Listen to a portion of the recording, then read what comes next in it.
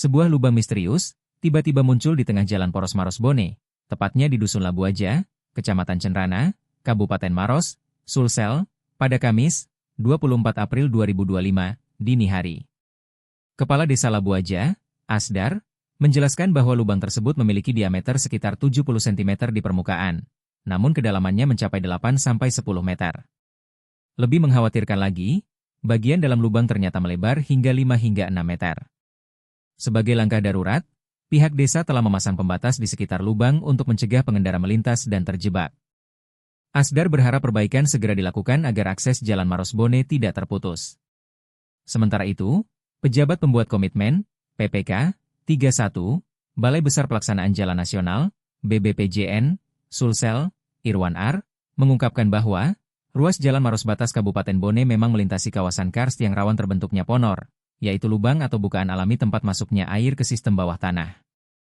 Pihak BBPJN memastikan, proses perbaikan akan terus dilakukan untuk menjaga kelancaran dan keselamatan arus lalu lintas di jalur vital ini.